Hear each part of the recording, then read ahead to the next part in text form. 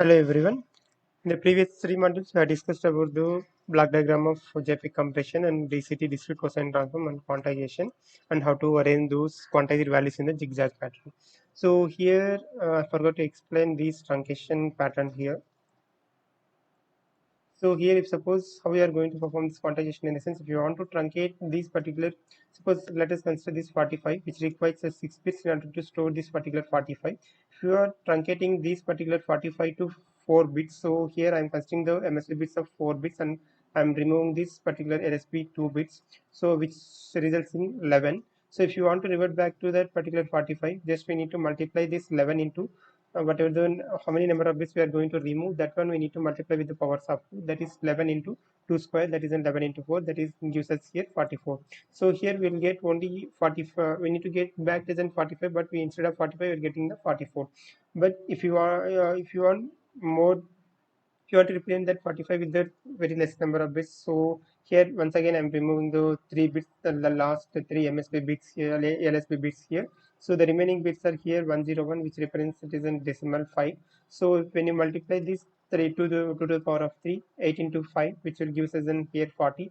If you subtract this 45 minus 40, we'll get 5 here error. So from the above one, we'll get error is in 1. So when you are truncating that more bits we truncate, the more precision we lost. Like, that means here if you removing the more number of bits from that sample, it will lose some kind of information here. Now next we'll go for that how we are going to do the DPCM and run length encoding after performing the zigzag scan on this quantized value. So now I have already explained.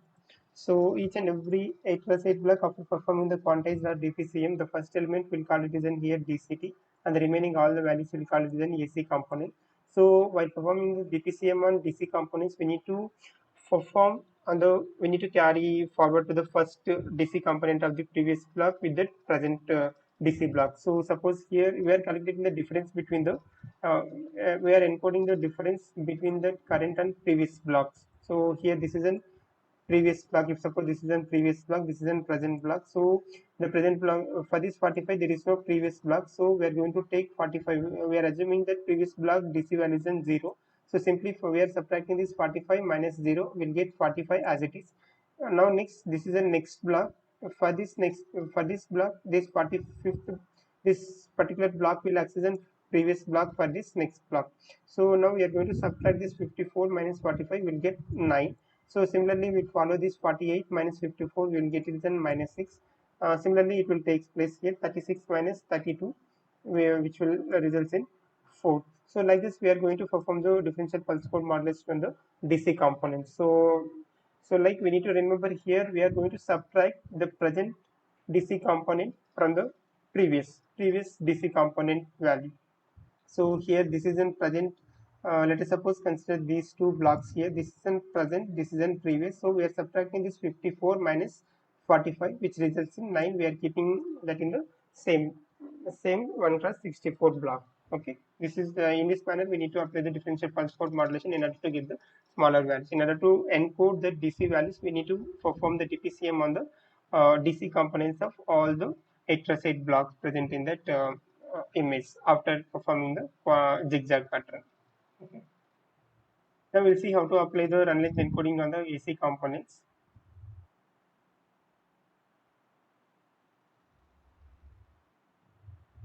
So this is where we need to performing the run length encoding here. Then suppose where here this is an 1 plus 64 vector have a lot of zeros in them. So more towards the end of the vector. Here if you observe this one here, we'll get the more number of zeros at the end of this particular vector. If suppose this is an 1 plus 64, sorry, suppose this is an 1 cross 64 vector. After performing the zigzag pattern, we will get this one. So if you observe clearly, after performing the DCT and quantization, we will get the most of the end values that are equivalent to 0. So when you perform this run length encoding, we can group all these values. The end of the block we can represent it as 0, 0. Otherwise, in between we'll get the zeros. Then we need to count those values, those zeros, how many number of zeros got repeated, and then next followed by the next digit. So we need to write like that. So here 5 zeros are there. So the size of that number of repetitions, and then the next value is in 1. So here similarly we can write this one is in 1 comma 1 we can write, 0 comma 1 we can write. So the next thing here, how many number of values are there here? 0, 1, 1, 2, 3, 4, 5, 6, 7. 7 zeros. So here this is a mistake here. So here the total number of zeros are here 8.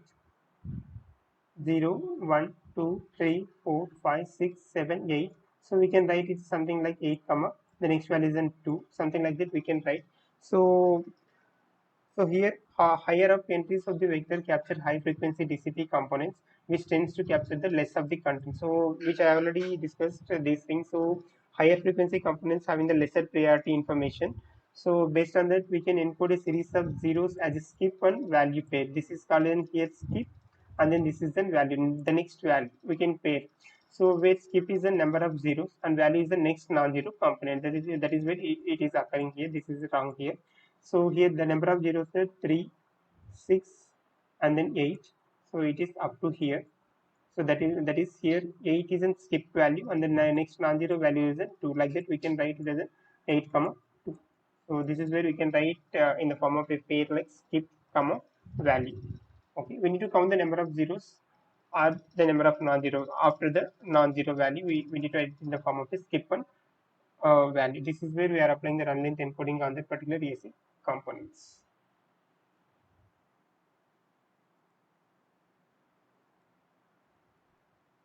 So now after performing that DPCM on the DC components, we need to perform the entropy coding. So wait, this is a table in order to write the codes for the DC component here. So those we are representing here size and value. The DCT components are differentially coded as in size comma value. So this is in value which represents the magnitude, the subtraction, like we are going to subtract this particular current block from the previous block. How much difference we'll get, that is called as in here value. We'll call it as in value. Suppose here 54, the next value is in 45. So subtraction will take 45 minus the present value and previous is in 54. So we'll get, what's the difference here? 45 minus 54. There is a minus 9. That is minus 9 here. This is the difference. So this is called as in here value, and then the next size indicates how many number of bits it requires to store this one. So that one we need to find out here. This is the value, and they are given here the size will from sizes. Size will depends upon the number of. Here they mention some standard Huffman encoding Huffman encoded values. So here it will start from the 0, and next it will end up 20472 minus 2047 to 2047. So in order to store this particular 2047, it requires 11 bits. So automatically minus 20472 between the values, whatever the values between this minus 2047 to 2047 will represent those values with this particular 11 bits only. So here, if here we got this 9, so we need to check that particular 9 here. That particular 9 exists in between this particular range minus 15 to 15. So the size of that particular one requires to store this particular minus 9. It requires 4 bits. 4 is the size of that one. I hope it's clear with you. Okay. This is where the same table we can use for the sizing of that particular AC components also, but that is somewhat different. So we'll see that.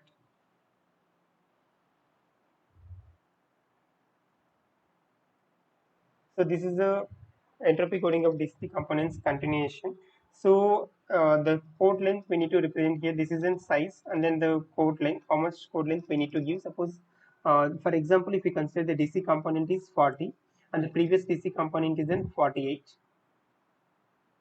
Let me write here. So the if a DC component is 40 and the previous DC component is in 48. So if you subtract 40 minus 48, which yields minus 8. This is a minus 8 is a now value. So now the difference is minus 8. Therefore, it is coded as something like this: 101011. So now we need to find out where this particular minus 8 present in the previous table. So So here we need to figure out where this particular minus 8 is present. So minus 8 is presented over here, minus 8, and size is 4 here. This particular size is 4. So now here we need to observe. So this is 4. Now this is here in this table we need to find out where this particular size is there. So here for this size, this is where this code length is in 3. So that code length we need to write it here 101, and then the whatever the value we are going to minus 8 representing that 011, we need to write it for this minus 8. So like this we are going to encode that particular DC component in this manner. Okay. So here 0111 represent the value for representing minus 8. Already already seen that particular table. How we are going to get that minus 8 from the previous table. And the next size from the same table reads as 4. The corresponding code from this code table, this one here, we can check it here. The size is 4. The number of bits present in this particular 0111 is in 4. So the size becomes 4 here. The code length for that is in 3. We can write that particular code here 101. So this is the entire code for that. In order to represent minus 8, will represent this one 101 and 0111. So this is the manner in order to encode that particular DC components after performing the DPCM. Okay. And the next we will see how to perform the entropy coding on AC component. So the similar fashion will go further. Here we are going to write the AC component range in between from minus 1023 to 1023. So are coded in the form of S1, S2 pairs. So S1 is where run length slash size. So we already seen that one here. So how much skip and value is taking place here. So run length, how much run is taking from 0, this much skip, how much skip it is taking, that one will partition here run length. The length of the consecutive zeros are there. So here they mention here standard 0 to 15. We can calculate 16 consecutive zeros at once. We can take 16 consecutive zeros and then place a non-negative non-zero value. We can place it there. That will become one pair.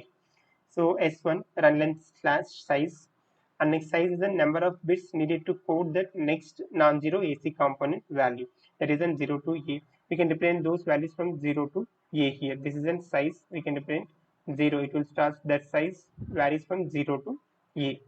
That is a 10. Okay. So after that, if you reaches to the end of the block, that block we can represent as in 0, 0 after reaching that particular end of the block, where S1 is an HUFFMAN coded value. This is the partial HUFFMAN table for that AC components run slash size pairs. Okay.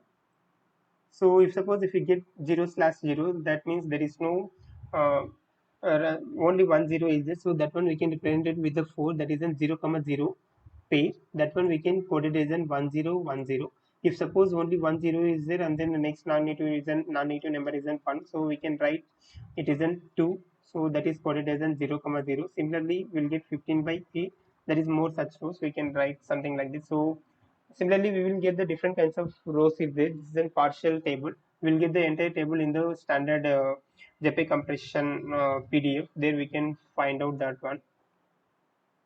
So we'll see one example how to do this particular entropy coding on that particular AC components. So this is where we'll see here.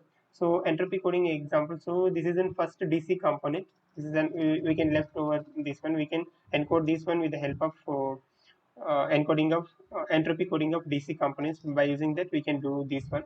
So and next we need to form zigzag pattern here. Consider the AC components consecutive components by arranging them in the zigzag order.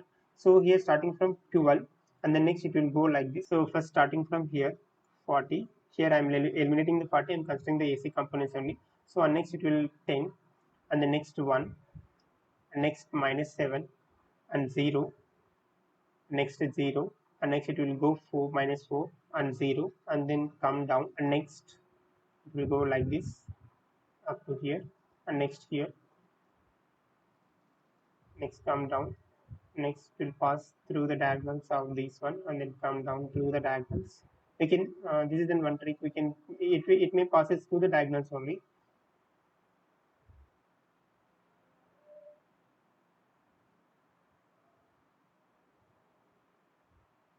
and we can reach to end here. Like this it will perform the zigzag scan here. So here 12, 10, 1, minus 7, 2 zeros, less than 2 zeros here. After minus 7, we got it here 0 and then 0. That here I have represented with the 2 zeros, comma 4, minus 4, and then after that, after minus 4, we have in the all zeros only. So that is where here 56 zeros. So next here, whenever you are encoding with the HUFFMAN encoding, so here minus 12 is the first one. So it will be read it as an 12 as read as zeros comma 12. So there is no zeros here. We can write slash 0 by 4. So here it will depend how many number of bits required to store this particular 12. So it will require the size is 4. So the 12 actually DC from the DC component table will get this 12. So we'll see that one. So the size. So where here from this will get that value. So the 12 exists in between this minus 15 to 15. The size is 4 here. So the actual DC component value will get it from this code value. So the 12 will be represented with the actual binary converted to decimal, where this 12 in the form of, we can write it is here 110, and then next from 0/4 we'll get uh, this particular value from that AC component table from here. So 0 by 4 is then 0 by 4, code length is 4, and next 1011. So that is one we need to represent here. Okay, and next is then only one is there. We can write 0 by 1. So 1 as it is 1001. That is an 1 only. And next 0 by 1. This particular group will get it from this table. So 0 by 1 is it requires 2 bit. So that is the code is in 00. That is where here 00 will get it here. And next minus 7, there is no zeros here, so due to that reason we will write 0/3 here. 3 represents how many number of values, how many number of bits required to store this particular minus 7. This particular 3 will get it from the DC component table. That one will get it from that. So minus 7 represented by all zeros, and then 0 by 3 will get it from here. 0 by 3, that code length is in 3, and we can represent it as in 100. That is in 100. So and next 2 zeros comma minus 4. So here we got 2 zeros, and the next non-zero value is then minus 4. So here we can write, so here 2 zeros are there, so that is where 2 will come here, and next minus 4. In order to store this minus 4, we need 3 bits. So that one, this one will get it from here. This is the one. So sorry, so here, so minus 4, that minus 4 exists in this particular range minus 7 to 7. So which will require 3 bits in order to store that minus 4. That value will get it from here. If you expand this particular 00 to 111, we can get these particular corresponding binary digits of this particular codes. Okay, and next here, so that is the to represent this 4, it requires 3 bits, and then here we can write 2 zeros are there. So that is then 2 by 3. That is here run length by size. How much here run length is the length of the consecutive zeros, and next size is the number of bits needed to code the next non-zero AC component. Where this minus 4 is the next where this minus 4 is the next AC component, non-zero AC component. So this is the size represent the number of bits required to store this particular minus 4. So and next we will get this 2 by 3. We'll get it from this AC table here. So 2 by 3, further we are having the different table. This is a partial table only. We'll get the entire table in the standard JPEG compression PDF. There we'll get that entire table. There we'll get these particular all values. 2 by 3 we can write this particular representation. This is the representation in order to do the 2 by 3. Okay. This is the code for the 2 by 3 10-bit code we can use, and then 011 representation of minus 4 from the size and value table. And next, the last is on 56 zeros are there, so we can directly write it. It reaches to the end of the table, so we can write 0, 0. That is then 1010. This one we will get it from this table. 0 by 0. That is then 4 bits it requires, and next the code is then 1010. Okay. So like this we can apply the JPEG compression on images in order to compress the data, and the same reverse operation we can carry forward through the Huffman decoding, and then zigzag opposite of zigzag scan operation, and then dequantization operation, and then inverse DCT, and then we can reconstruct the image from that. So here initially I considered one block, an 8 cross like we have considered the image, we have divided it into 8 cross 8 blocks. I divided that into 8 cross 8 block. On that 8 cross 8 blocks, we are applying DCT. After performing DCT, we are passing it to the quantization step. After quantization, we are performing the DPCM. We are applying the zigzag scan on that. We are performing the zigzag scan. And next, we are applying here DPCM and RLE encoding. And next, we are performing the HUFFMAN encoding. HUFFMAN encoding. This process will call it here encoding part, and decoding part we can do the HUFFMAN opposite HUFFMAN decoding, and next we will apply the inverse DPCM and then inverse RLE and then inverse zigzag scan pattern and then dequantization and then inverse DCT will apply, and then we'll concatenate all the 8 set blocks together in order to reconstruct the whole image. This is the entire JPEG compression algorithm.